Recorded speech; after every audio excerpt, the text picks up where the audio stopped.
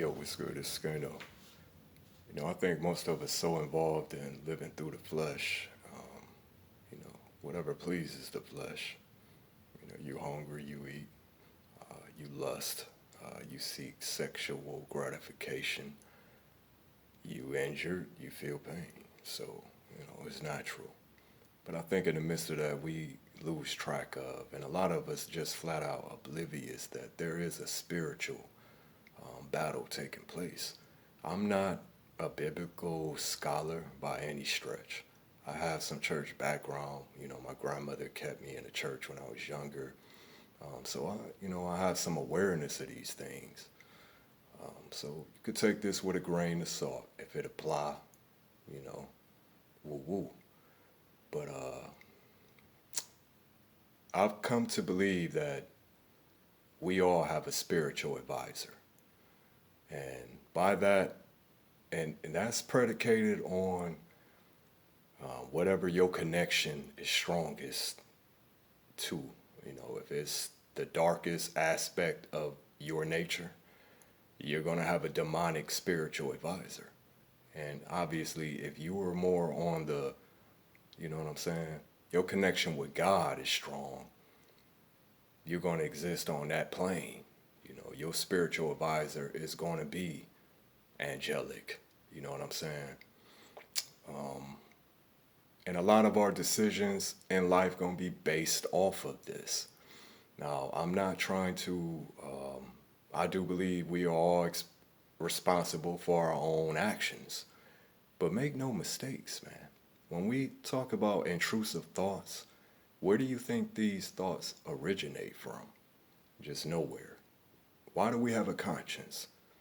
No other animal has a conscience but humans, right? So we're not going to talk about evolution because I don't believe that we evolved.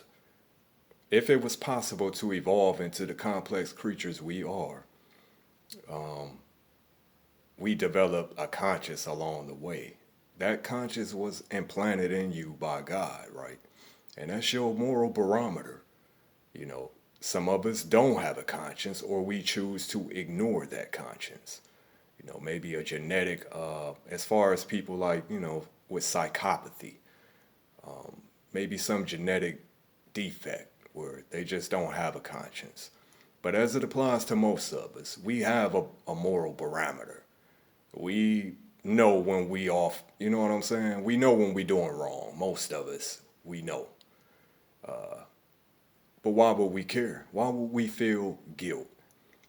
It would just be about getting away with it. You know what I'm saying? There wouldn't be no guilt associated with it. That's God, flat out. So, depending on your relationship with God or Satan, your spiritual advisor is going to be predicated on that. So, if you got dark energy all around you, and believe me, there was a time in my life when I certainly was surrounded by dark energy.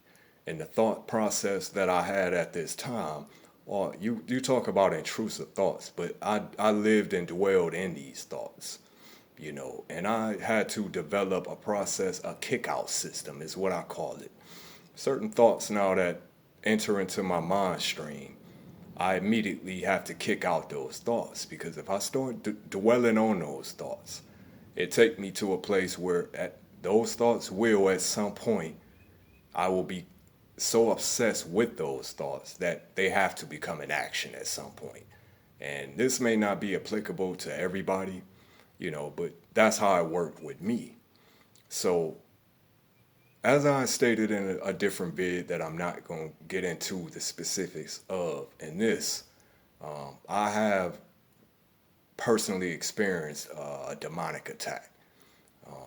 I don't say these, I rarely even discuss these topics because naturally most people don't believe these type of things. We talk about God and the devil being on demon time and, everybody say they pray and this, that, and the other, but do you really believe? And, spiritual warfare, you know. So if you have any understanding of the spiritual realm, you know that we gonna be judged on a different plane than this, the earthly plane. And that's where your spirituality comes into play. So if you spiritually corrupt, you have no connection with God, you will obviously be immersed in this darkness. And we see the things that's going on in the world, man. I mean, I don't know if at this point in my life I can be shocked by any, particular event or occurrence that I may read in the news or, you know, even see firsthand because, it's like what's new under the sun that ain't been done. So this is Satan's playground. And I think we as humanity has become so removed from spirituality and our connection with God has grown so thin that, and it's all been written, in Revelations. So, which is my favorite chapter of the Bible, man. So it speaks of all the things to come and how things will play out in the end times, as people call it, and how wickedness will prevail. But as it relates to spiritual advisors, man, this battle that's taking place, like Satan is not omnipotent. He can't be everywhere at all times like God. So he has in his employment demonic entities that, like I said, their sole existence is predicated around destroying humanity. So if you are a negative person, morally corrupt, these entities are drawn to you. They become a part of you, a part of your spirituality, a part of your mentality, everything. And it's not as dramatic as the movie Exorcist. It's much more subtle than that. But it is very real. So they attach themselves to you, like the movies. What is it? Not Spawn, but anyway, they attach themselves to you, and they become a part of your day-to-day life, man. They will influence your decision making, your thought process, and like I said, people with mental illness, schizophrenia, things of that nature are much more susceptible to these attacks, and you and evil and darkness are intertwined to the point where, like I said, man, your soul is corrupted and it'll lead you straight to hell. Now, like I said, I'm not a biblical scholar. I'm a sinner, just like, a majority of the human population. I'm no better than nobody else, but I'm aware of these things. So if, like I said, your connection with God is strong, you're going to have a shield from these attacks. Your advisors, your thought process, everything about you, man, is going to be led by and directed by God. So it's a totally different realm that you exist in. Now, for people who don't have a spirituality, they just think, look, hey, I don't even believe in God, like atheists or whatnot, or, they just take things for what it is. They're the most easiest to, you know what I'm saying? You've already by default, because you got to pick a side, man. Like I said, I lived a life that certainly I was on the path to hell.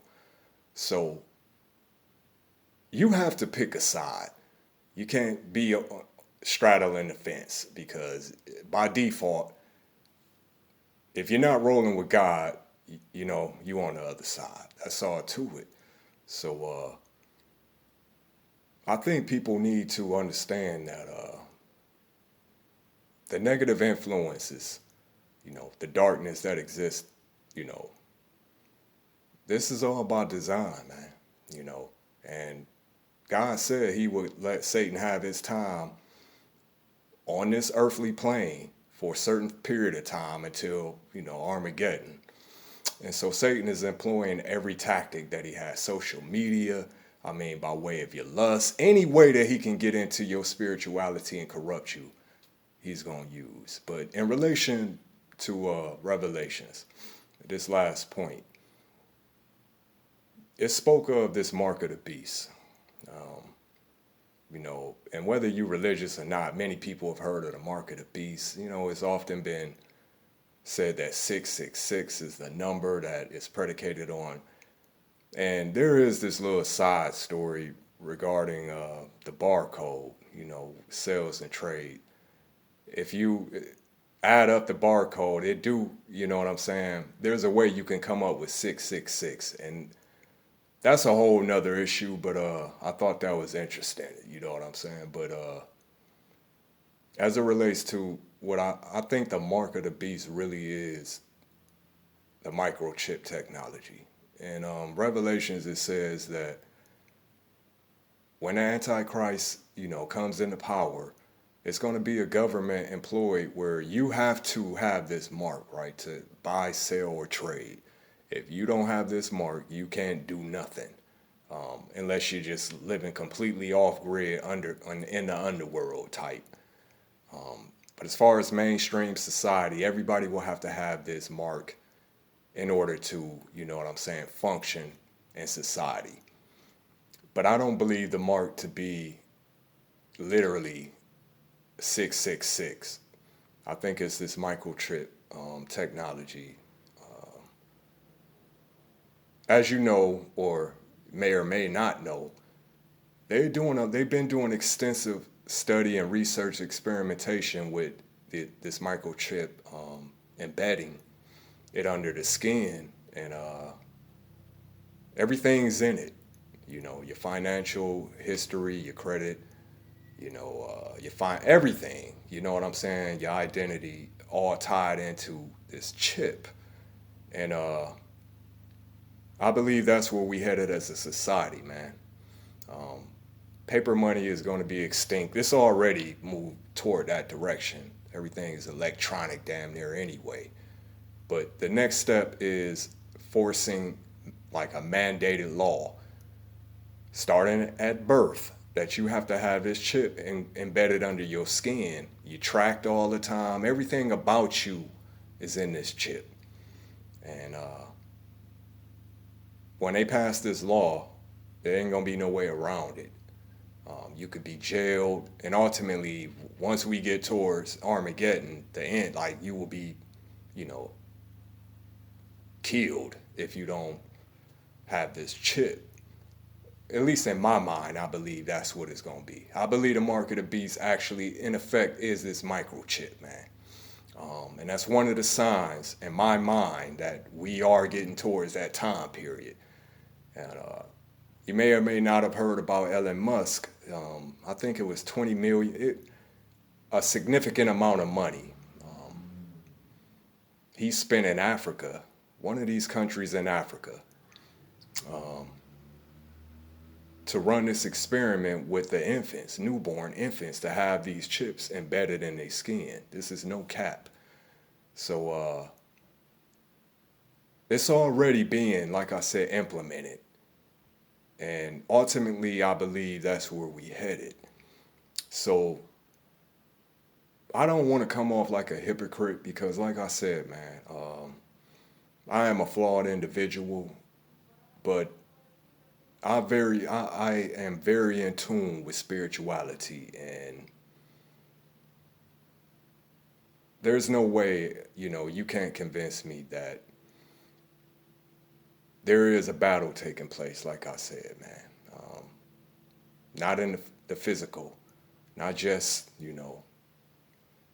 but amongst, our spiritual existence. So whatever religion you may have, whether you believe in God or not, me personally, I don't believe that,